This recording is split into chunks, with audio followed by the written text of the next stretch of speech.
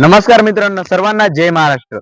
आपल्याला व्हिडिओ वारंवार पाहायला भेटतात किंवा इतर सोशल मीडियावर दिसते की झाड लावणं खूप आवश्यक आहे आणि सरकार सुद्धा आपल्याला वारंवार सांगत राहते की झाड लावा, असं करा तसं करा।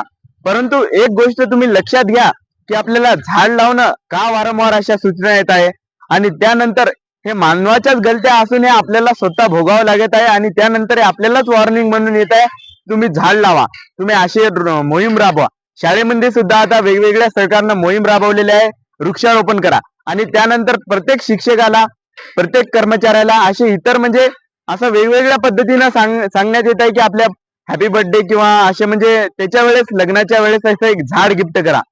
असं आपल्याला बरेच वेळा कानावर पडले की झाड लावणं खूप आवश्यक आहे। परंतु हे कशामुळे होत आहे? हे स्वतः चुका आपल्यामुळे होत आहे मित्रांनो। जर आपण कदाचित झाड तोडलीच नसती तर आपल्याला ही वेळ आलीच नसती मित्रांनो। आपल्या आई वडील किंवा इतर असा भाऊ बहिणीला सांगा की झाडाचं महत्व काय आहे। खास करता लहान मुलांना ज्यांना झाडाचं महत्व शिकवा, कारण की आजकाल झाडाचं महत्व खूप आहे आणि तुम्हाला पण माहित असेल की झाड आपल्याला ऑक्सिजन देतो आणि कार्बन डायऑक्साईड आपलं शोषण करतो।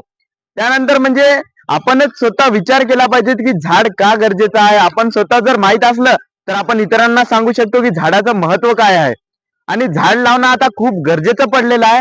त्यामुळे आपण स्वतः पहिले गलत्या करतो आणि त्यानंतर हेच आपल्याला गलत्या भोगाव्या लागतात।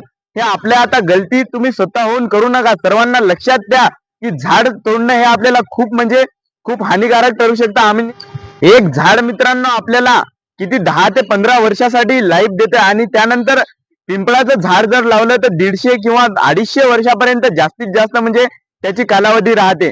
तर मित्रांनो कमीत कमी आपण मरण्याच्या आधी आपल्या एक तरी झाड प्रत्येकाला शिकवा की एक झाड लावणं खूप आवश्यक आहे आणि भेटवस्तू म्हणून बर्थडेच्या वेळेस किंवा सेलिब्रेशन असं कोणतंही असो तर झाड म्हणून जास्तीत जास्त म्हणजे झाडाचं महत्व द्या।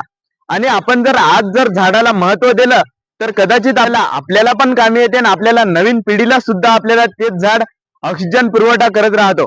म्हणून मित्रांनो झाड लावण्याचे पहिले महत्व जाणून घ्या आणि त्यानंतर तुम्ही झाड लावा, कारण की महत्व म्हणजे खूप आहे झाडाला, हे आपण पहिले समजून घेतलंच पाहिजेत आणि आपण जाणून घेतल्यानंतर हे लहान मुलांना यांना इतरांना शिकवा, तेव्हाच कुठं झाडाचं महत्व कळेल। आणि सरकार पण याच्यासाठी आता प्रयत्नशील ठरत आहे। म्हणून मित्रांनो आपण पहिले हे शिका की झाडाचे दुष्परिणाम तोडल्याने काय होते आणि त्यानंतर झाड लावल्यानं पण काय होते, हे आपल्या नवीन पिढीला शिकणं खूप गरजेचं आहे।